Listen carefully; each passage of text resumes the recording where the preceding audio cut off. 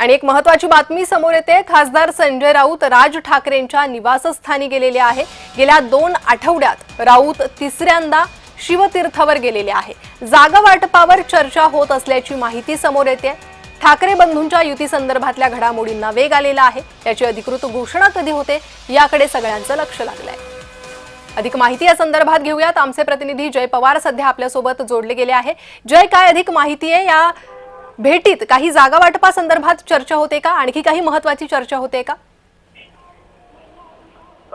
नक्कीच आपण जर पाहिलं तर जागा वाटप हे आता अंतिम टप्प्यात आलं असं बोललं तरी वावगं ठरणार नाही। कारण आपण जर पाहिलं तर गेल्या 2 आठवड्यांपासून संजय राऊत असतील किंवा इतर जे नेते आहेत शिवसेना ठाकरे गटाचे अनिल परब असतील, वरुण सरदेसाई असतील, हे सर्व नेते जे आहेत ते शिवतीर्थ या ठिकाणी मनसे नेत्यांसोबत भेटी घेत आहेत, त्यांच्यासोबत चर्चा करत आहेत। आणि आज सुद्धा संजय राऊत यांनी आपल्या पत्रकार परिषदेमधून जे आहे ते व्यक्त केलं होतं की 2 भावांमधील जे युतीबाबत जे मनोमिलन आहे ते झालेलं आहे आणि आता राजकीय युती ही लवकरच जाहीर होईल आणि यासाठी 23 तारखेपर्यंत खरं धूमधडाक्यामध्ये याची घोषणा होईल अशी सुद्धा वक्तव्य हे संजय राऊतांनी केलं आहे। आणि यानंतर आता आपण जर पाहिलं आज संजय राऊत हे राज ठाकरे यांच्या निवासस्थानी पोहोचले आहेत शिवतीर्थ या ठिकाणी।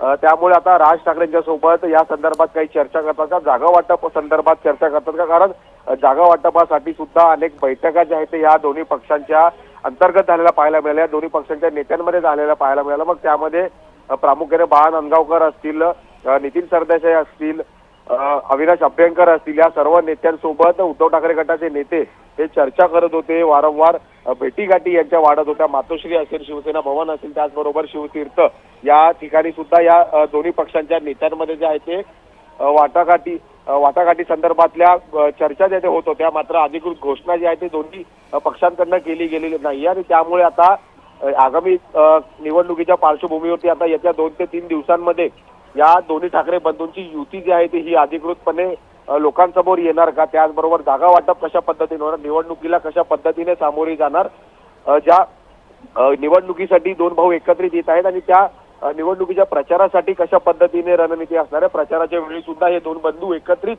सर्व शिवसैनिकांना मनसैनिकांना संबोधित करणार का, किंवा जागा वाटप कशा पद्धतीने, या सर्वच प्रश्न जे आहेत अजूनही उत्तरित आहेत। आणि त्यामुळे अतिशय महत्वाची भेट ही संजय राऊत यांची आता ही मानली जात आहे। राज ठाकरे यांच्यासोबत या सर्व गोष्टींवर ते आहे चर्चा करतील आणि माध्यमांशी सुद्धा काही यावेळी संवाद साधतात हे पाहणं महत्वाचं असणार आहे। कारण आज सकाळी सुद्धा पत्रकार परिषदेमधून त्यांनी सांगितलं आहे दोन्ही बंधूंचे जे आहे ते मनोमिलन झालेलं आहे, युतीची अधिकृत घोषणा होणं बाकी आहे। त्यामुळे आता या संदर्भात जय, तुम्हाला थोडंसं थांबवते।